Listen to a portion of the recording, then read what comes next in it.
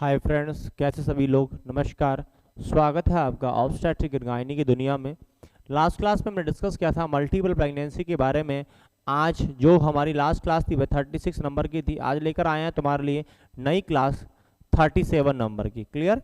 चलिएगा next class के बारे में बात करते हैं। यह तुम्हारे ऑब्स्टेट्रिक एंड गायनी की OBG की क्लास नंबर 37 है और टॉपिक जो हम डिस्कस करने वाले हैं वह है hyper emesis gravidarum. Hyper emesis gravidarum. Hyper emesis gravidarum. Clear. देखिएगा इसको, यह भी एक कॉम्प्लिकेशन है तुम्हारी प्रेगनेंसी का, नॉर्मल अवस्था नहीं है। हाइपर का मतलब होता है ज्यादा। हाइपर का मतलब क्या होता है? ज्यादा, यानी एक्सेस, नॉर्मल से ज्यादा। एमेसिस का मतलब होता है वॉमिटिंग।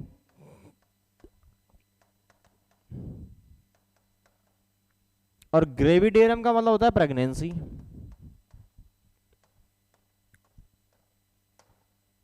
बात समझ में आया? इसका मतलब अगर ज्यादा वोमिटिंग हो रही है प्रेगनेंसी में तो यह कहलाता है हाइपर एमेसिस ग्रेविडेरम। क्लियर है।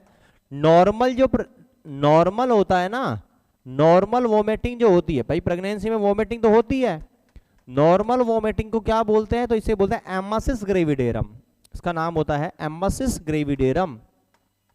एमेसिस ग्रेविडेरम मतलब प्रेगनेंसी के दौरान नॉर्मल वोमिटिंग का होना कहलाता है emesis gravidarum. Hyper emesis gravidarum abnormal. तो हाइपर एमेसिस ग्रेविडेरम की मैं बात कर रहा हूं। हाइपर एमेसिस ग्रेविडेरम जो डिसऑर्डर है उसको डिस्कस कर रहे हैं हम। इसका मतलब देखिएगा, हाइपर एमेसिस ग्रेविडेरम का मतलब क्या होता है? इसका मतलब मैं बोलूंगा abnormal excess amount of vomiting. Excess amount of vomiting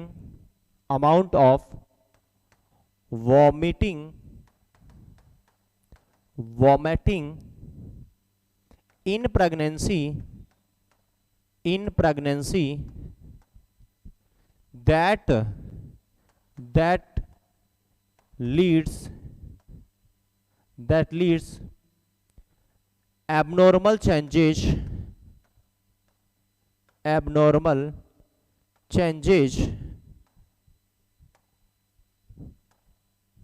in health of female.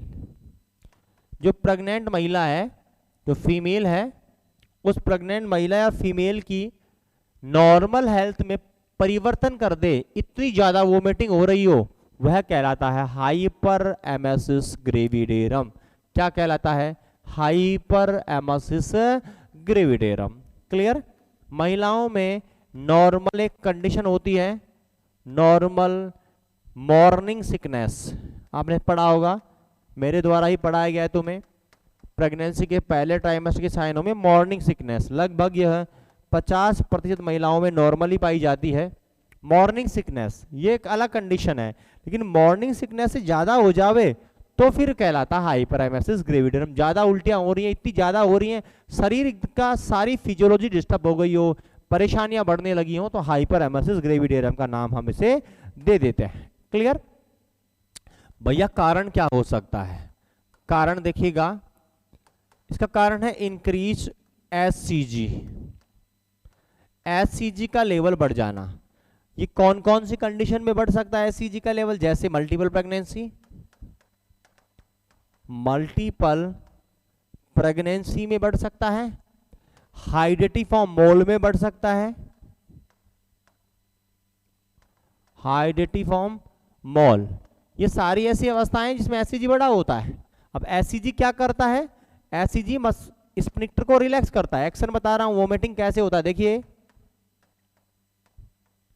SCG क्या करता है? यह relax the sphincters, relax the GIT sphincters. GIT के जो स्फिंक्टर्स है ना उसको रिलैक्स कर देगा। जब GIT के स्फिंक्टर रिलैक्स होते हैं तो उस अवस्था में क्या होता है, फिर आपको रीगर्गिटेशन देखने को मिलता है, रीगर्गिटेशन या वोमिटिंग देखने को मिल जाती है। तो कहने का मतलब एससीजी का बढ़ा हुआ लेवल ही जिम्मेदार होता है हाइपर एमेसिस ग्रेविडेरम के लिए। जो ये कंडीशन है इसका कारण यही है। अब जब ये कंडीशन होगी तो क्या लक्षण देखने को मिलते हैं, तो अभी मैंने बोला हैवी वोमिटिंग होगा, ये तो होना ही होना है, हैवी वोमिटिंग होगा। जब हैवी वोमिटिंग होगा तो फिर क्या अवस्था डेवलप हो जाएगी, हाइपो वोलीमिया, वोमिटिंग की वजह से हाइपोवोलीमिया होगा। इसके अलावा आपको देखने को मिल सकता है यहां पर जब हाइपोवोलीमिया में महिला चली गई है तो याद रखना ब्लड प्रेशर क्या हो जाएगा, इसका कम हो जाएगा और डिहाइड्रेशन के लक्षण आने लगेंगे, साइन ऑफ डिहाइड्रेशन, डिहाइड्रेशन के साइन आने लगते हैं। डिहाइड्रेशन के साइन जिसमें क्या क्या हो सकता है देखिएगा, संकन आईज हो सकती हैं, ड्राई स्किन हो सकती है, इंक्रीज थ्रस्ट हो सकता है,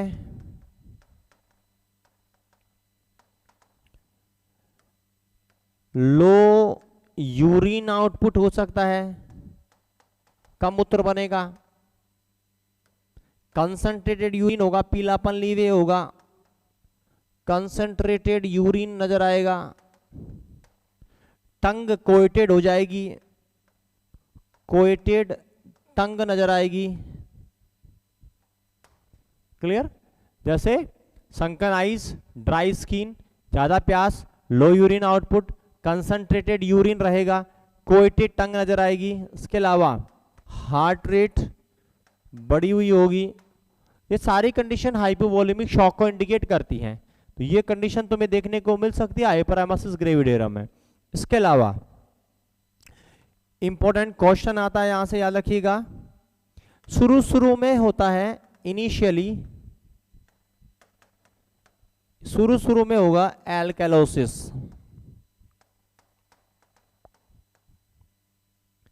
लेकिन लेटर ऑन एसिडोसिस।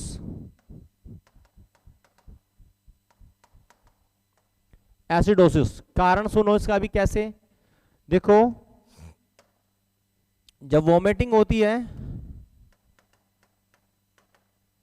तो गैस्ट्रिक कंटेंट बाहर निकल गया, एसिडिक होता है गैस्ट्रिक कंटेंट, तो acidic gastric content expel out, ये बाहर निकल गया वोमिटिंग में। जब एसिड बाहर निकल गया तो अंदर क्या बच गया, एल्कलाइन। क्लियर, तो रिमेन एल्कलाइन मटेरियल,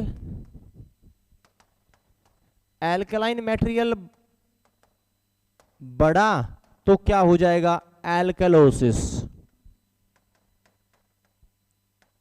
क्या हो जाएगा, एल्कलोसिस। लेकिन जब लगातार वोमिटिंग होती रहती है तो ग्लूकोज का मेटाबॉलिज्म डिस्टर्ब हो जाता है। क्लियर, जब कंटिन्यू वोमिटिंग हो रही है, continue vomiting decrease glucose metabolism, यह ग्लूकोज मेटाबॉलिज्म को डिस्टर्ब कर देता है। जब ग्लूकोज का मेटाबॉलिज्म होगा ही नहीं तो कौन टूटेगा, तो फैट का मेटाबॉलिज्म होगा, इंक्रीज फैट मेटाबॉलिज्म, फैट का मेटाबॉलिज्म होगा। और जब भैया फैट का मेटाबॉलिज्म होगा तो क्या बनेंगी, formation of ketone bodies, formation of ketone bodies. और जब कीटोन बॉडीज बन रही हैं तो यह हो जाएगा एसिडोसिस। क्लियर, रेस्पिरेटरी नहीं, मेटाबॉलिक, मेटाबॉलिक एसिडोसिस होता है। और बताइएगा कीटोन बॉडीज की प्रेजेंस का पता लगाने के लिए कौन सा टेस्ट करते हैं, तो याद रखना है रोथरा टेस्ट, रोथर्स टेस्ट, ये टेस्ट करते हैं to check ketone bodies in urine, याद रखना, to check ketone bodies in urine, urine में कीटोन बॉडीज का पता लगाने के लिए कौन सा टेस्ट करते हैं, रोथर्स टेस्ट। तो लक्षणों में देखिए क्या क्या बात मैंने बताई है कि जब हाइपरएमेसिस ग्रेविडेरियम की अवस्था पैदा होगी महिला में क्या क्या लक्षण देखने को मिल सकते हैं भैया, वॉमिटिंग रहने वाली है, हाइपोवोलीमिया में चली जाएगी महिला, बीपी डिक्रीज रहेगी, sign of dehydration like sunken eyes, dry skin, increase thirst, low urine output, concentrated urine, coated tongues, heart rate बढ़ी हुई नजर आएगी। शुरू में एल्कलोसिस होता है याद रखिएगा, और लेटर ऑन एसिडोसिस। कारण मैंने बताया शुरू में वॉमिटिंग होगी तो एसिडिक कंटेंट बाहर निकलेगा तो एल्कलाइन पीएच बढ़ जाएगी तो एल्कलोसिस हो जाएगा, लेकिन कंटिन्यू वॉमिटिंग से ग्लूकोज का मेटाबॉलिज्म डिस्टर्ब हो जाएगा। जब ग्लूकोज मेटाबॉलिज्म डिस्टर्ब हुआ तो फिट जो फैट है उसका मेटाबॉलिज्म बढ़ेगा, जब फैट टूटेगी तो कीटोन बॉडी बनेगी, और कीटोन बॉडी बनेगी तो एसिडोसिस हो जाएगा। और कीटोन बॉडी का पता लगाने के लिए कौन सा टेस्ट भी करते हैं, तो याद रखना है रोथर्स टेस्ट किया जाता है। कौन सा टेस्ट करते हैं बेटा, रोथर्स टेस्ट किया जाता है। ये टेस्ट हम परफॉर्म करते हैं इसके लिए, क्लियर। नेक्स्ट देखिएगा, इसकी स्टेजेज भी होती हैं, क्लियर। इसकी स्टेज होती हैं, दो प्रकार की स्टेज होती हैं, इसकी अवस्थाएं होती हैं। हाइपरएमेसिस ग्रेविडेरियम की स्टेज है, एक होती है स्टेज फर्स्ट, एक स्टेज सेकंड, दो स्टेज होती हैं। स्टेज फर्स्ट ये है, स्टेज फर्स्ट में इसमें वोमिटिंग हो रही है without dehydration, vomiting without dehydration, मतलब वोमिटिंग तो हो रही है लेकिन ज्यादा सीवियर नहीं है, डिहाइड्रेशन नहीं हुआ है। और दूसरा होता है स्टेज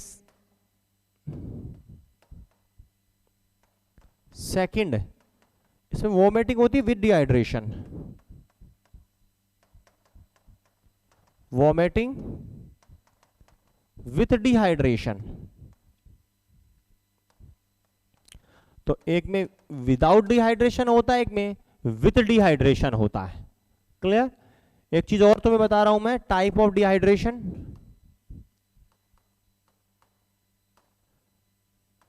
क्योंकि यहां मेन चीज ही डिहाइड्रेशन होता है, हाइपरएमेसिस ग्रेविडेरियम का मेन लक्षण है डिहाइड्रेशन। देखो यहां तीन प्रकार का डिहाइड्रेशन हो सकता है। पहला होता है isotonic dehydration, isotonic dehydration. Isotonic का मतलब है समान मात्रा में लॉस हुआ हो सॉलिड का भी और फ्लूइड का भी, उसे आइसोटोनिक डिहाइड्रेशन बोलते हैं, क्लियर। यानी loss of solid and liquid from body in equal amount, जितने सॉलिड गए उतना ही लिक्विड गया, ऐसा डिहाइड्रेशन कहलाता आइसोटोनिक डिहाइड्रेशन। भैया इसका ट्रीटमेंट में क्या काम में लेना चाहिए, इसमें यूज लेते हैं आइसोटोनिक सॉल्यूशन ही, आइसोटोनिक सॉल्यूशन। इसमें आप आइसोटोनिक काम में लो, जैसे NS लेते हैं, नॉर्मल सलाइन 9%, यह एक आइसोटोनिक है, तो आइसोटोनिक काम में लेना पड़ेगा अगर आइसोटोनिक डिहाइड्रेशन है। मतलब जब वोमिटिंग हुई तो जितना सॉलिड बाहर निकला उतना ही पानी बाहर निकल रहा हो, मतलब शरीर के अंदर टोनिसिटी में कोई बदलाव नहीं हुआ, समान मात्रा में बाहर निकले, इसका मतलब तुम्हें नॉर्मल सलाइन ही काम में लेनी होगी इसके उपचार में। लेकिन जब दूसरा होता है उसे हम बोलते हैं hypotonic, hypotonic dehydration. Hypotonic dehydration का मतलब समझिएगा पानी का लॉस कम हुआ है और सॉलिड का लॉस ज्यादा हुआ है। टॉन वर्ड लिया गया है सॉलिड से, हाइपोटोनिक मतलब देखो यहां क्या है, हाइपोटोनिक का मतलब है अंदर की साइड में, उस महिला के अंदर सॉलिड की मात्रा कम है, हाइपोटोनिक है। हाइपोटोनिक मतलब यहां क्या होगा देखिएगा, यहां मैं बोलूंगा सॉलिड लॉस मोर, ज्यादा होगा भैया, more than the liquid loss.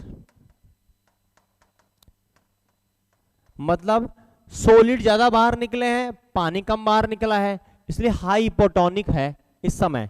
तो इस अवस्था में तुम्हें क्या देना होगा, इसका ट्रीटमेंट करने के लिए तुम्हें हाइपोटोनिक के लिए यूज करना होगा हाइपरटोनिक सॉल्यूशन।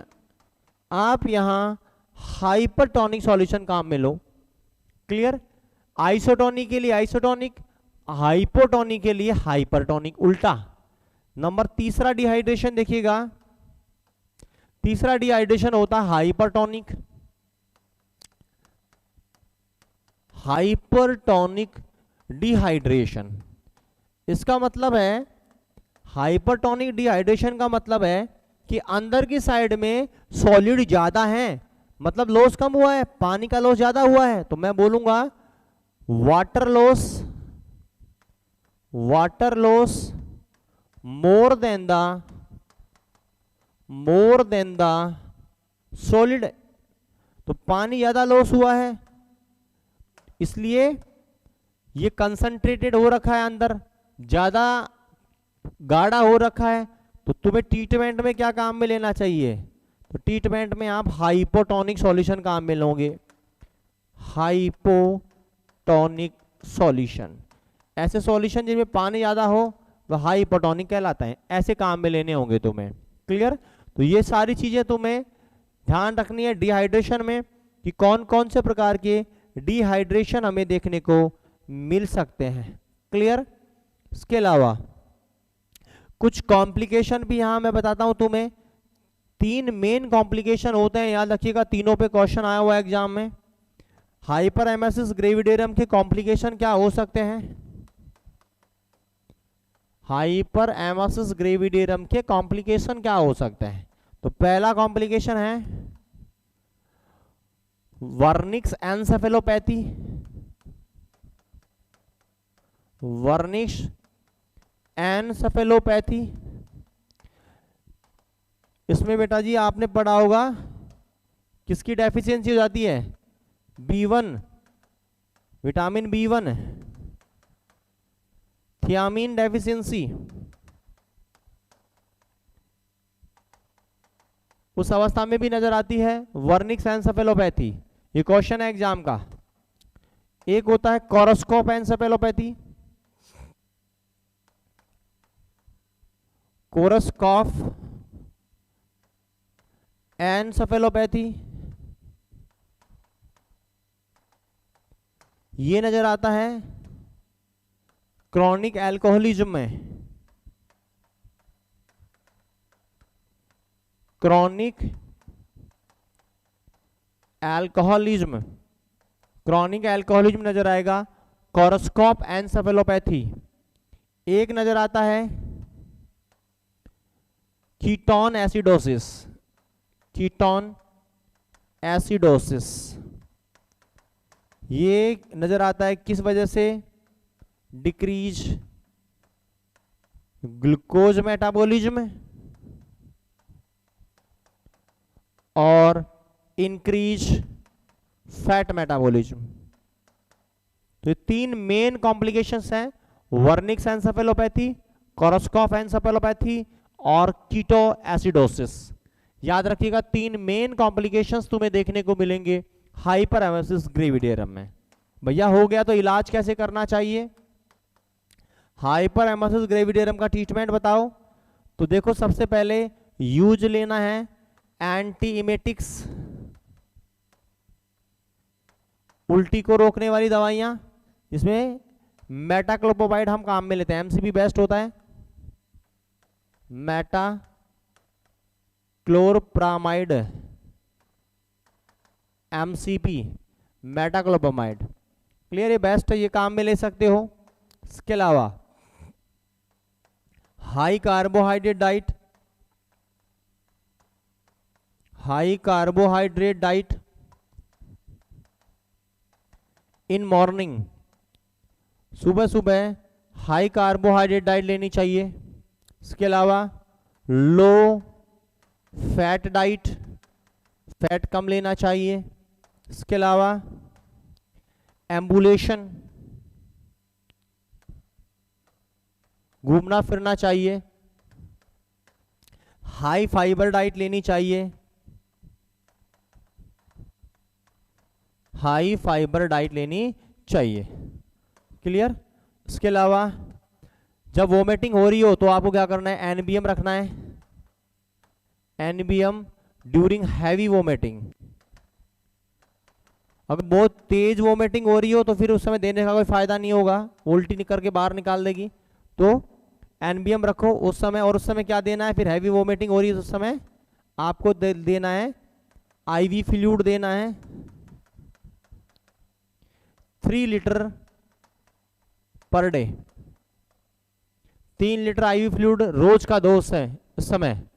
जब यह फीमेल सीवियर इसकी ग्रसित है तो उस समय आपको ये देना चाहिए। उसमें क्या देना है आपको, कोशिश करो 1.5 लीटर, 1.5 लीटर तो दो D5 और 1.5 लीटर ही दो RL, ये दोनों देना चाहिए। तब वोमिटिंग ठीक हो जाए तो फिर आपको ओरल अलाउ करना चाहिए। Orally allow when vomiting subside, जब वोमिटिंग सबसाइड हो जाए तो आपको ओरल अलाउ कर देना चाहिए। अब वोमिटिंग ओरली कैसे अलाउ करेंगे, सबसे पहले फर्स्ट अलाउ करना है लिक्विड को, फिर देन अलाउ करना है सेमी सॉलिड को, फिर अलाउ करना है, लास्ट में अलाउ करना है सॉलिड को। यह आपकी हाइपर एमेसिस ग्रेविडेरम पूर्ण होती है, जो कि एक प्रेगनेंसी का एक समस्या थी, हाइपर एमेसिस ग्रेविडेरम। चलेगा, क्या क्या बातें हमने की हाइपर एमेसिस ग्रेविडेरम के रिगार्डिंग। सबसे पहले किस अवस्था का नाम मैंने लिखा, हाइपर एमेसिस ग्रेविडेरम, जब वोमिटिंग इतनी ज्यादा हो जाए कि महिला की पूरी नॉर्मल कंडीशंस खराब होने लगे, हेल्थ खराब होने लगे, वह हाइपर एमेसिस ग्रेविडेरम कहलाता है। क्लियर? नॉर्मल जब होता है उसे क्या बोलते हैं, तो एमेसिस ग्रेविडेरम या मॉर्निंग सिकनेस। मॉर्निंग सिकनेस लगभग प्रेगनेंसी में हमें देखने को मिल ही जाता है, 50% से ज्यादा महिलाओं में ये देखने को मिल जाता है। क्लियर? कारण क्या हो सकता है इसका, तो मैंने बोला एचसीजी का लेवल बढ़ना ही मेन कारण होता है हाइपर एमेसिस ग्रेविडेरम का। एचसीजी का लेवल कब कब बढ़ सकता है, मल्टीपल प्रेगनेंसी में बढ़ सकता है भैया, हाइड्रेटिफॉर्म बॉल में बढ़ सकता है, दोनों में मैंने बताया था तुम्हें। क्या करता है एचसीजी, तो एचसीजी हार्मोन जो हमारे जीआईटी के स्फिंक्टर्स हैं उन्हें रिलैक्स कर देगा। जब रिलैक्स कर देगा तो रिग्रेगेशन होकर फ्लूइड बाहर आने लग जाता है। एक और बात बता रहा हूं उसके लिए, जो प्रोजेस्टेरोन है ना, प्रोजेस्टेरोन, ये हार्मोन पता क्या कराता है, ये डिक्रीज करता है इंटेस्टाइनल मोटिलिटी को, डिक्रीज इंटेस्टाइनल मोटिलिटी। प्रेगनेंसी में ऐसा होता है कि प्रोजेस्टेरोन बढ़ता है, तो प्रोजेस्टेरोन बढ़ता है तो इंटेस्टाइनल मोटिलिटी कम हो जाती है। मोटिलिटी का मतलब पेरिस्टाल्टिक मूवमेंट कम होंगे। आप खाना खाओगे तो पेरिस्टाल्टिक मूवमेंट से तो वो बाहर जाएगा। जब प्रोजेस्टेरोन हार्मोन बढ़ा हुआ है तो वह प्रॉपर आपके इंटेस्टाइन में कॉन्ट्रैक्शन होने नहीं देगा, तो होने नहीं देगा तो वह आगे जाएगा नहीं भोजन, और ज्यादा नहीं जाएगा तो बाहर निकल कर ही आएगा। जब भैया सीधा नहीं जाएगा तो उल्टा ही बाहर आएगा। इसलिए हम उसे क्या बोल देते हैं, वॉमिटिंग। क्लियर है? तो ये तुम्हारी कंडीशन तुम्हें देखने को मिलेगी।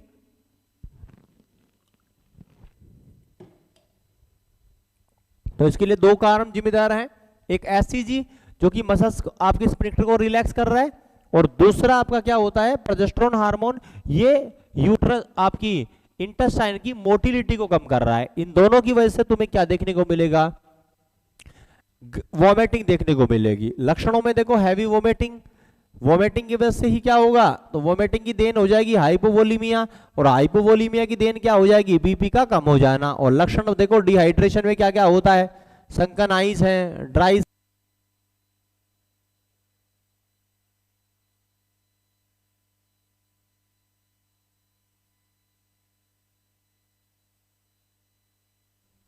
तो ये सारी कंडीशन तुम्हें देखने को मिलेंगी। थ्रस्ट बढ़ जाता है, लो यूरिन आउटपुट है, कंसंट्रेटेड यूरिन,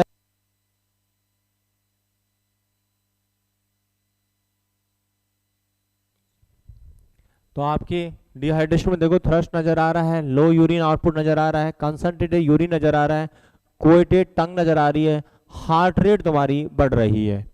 इसके अलावा याद रखिए बहुत ही इंपॉर्टेंट होता है, शुरू शुरू में क्या नजर आता है, एल्कलोसिस, बाद में एसिडोसिस। कारण मैंने इसका भी बताया, जब वोमिटिंग होती है तो गैस्ट्रिक कंटेंट बाहर निकला, जब गैस्ट्रिक कंटेंट बाहर निकला तो एल्कलोसिस हो गया बॉडी में, और जब कंटिन्यू वोमिटिंग होती रहती है तो ग्लूकोज का मेटाबॉलिज्म तो कम हो जाएगा तो फैट का बढ़ेगा, इसलिए यहां होता है एसिडोसिस, इसे कीटो एसिडोसिस बोलेंगे।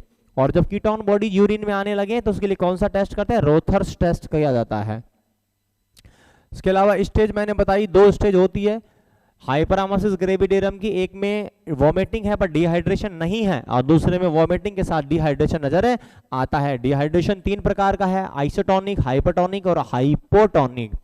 आइसोटोनिक मतलब दोनों बराबर मात्रा में निकला हो, सॉलिड बराबर मात्रा में निकला हो और लिक्विड भी बराबर मात्रा में निकला हो, उसे बोलते हैं आइसोटोनिक, इसलिए हम यहाँ जो सॉल्यूशन काम में लेंगे वो भी आइसोटोनिक होगा।